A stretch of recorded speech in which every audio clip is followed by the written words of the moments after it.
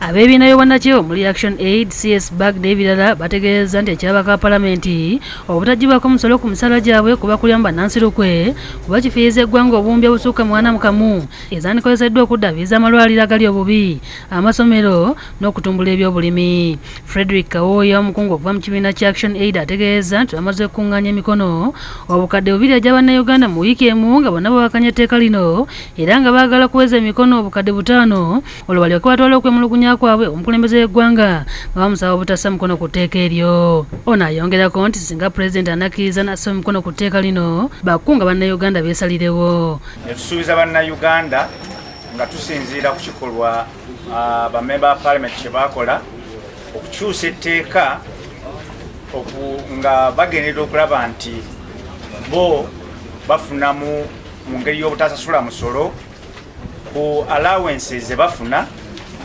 Ffe kye twalowooza nti kyali si kya bwenkanya eri bannayuganda era ne tusuubiza okuzza olutabaalo luno eri bannayuganda. Harriet Jimbo Robina nga yakulira ebyenteekateeka mu Action Aid ategeezezza nti ababaka ba Paalamenti balina okubeera ekyokulabirako ekirungi eri abantu bebakulembera nga kibakatako okuwa omusolo nga bo bebakulembera kibayamba okutumbula enkulaakulana y'eggwanga. Allowances zibabawa ssente endala eziggwa ku ssente zibabawanga omusaala.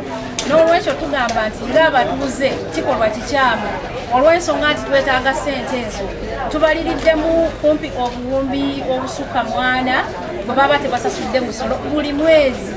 N'olwekyo tugamba nti bwe tutunuulira eggwanga nga bwe liyimiridde ebyobusomi tebiteredde, abasomesa tebalina misaala, amasomero gagudde, mu malwaliro jjo wano mashini yaffe eya kansa.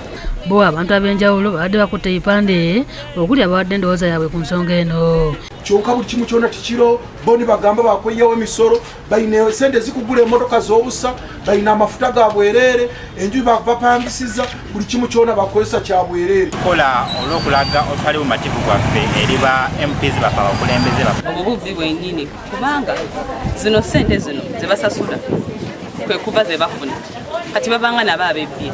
Bino byonna bituukiddeko mu lukuŋŋaana lw'abannamawulire ku kitebe kya Action Aid e Kabalagala. David Sekayombya yakusakidde eggulu eno ku Lwabukedde TV.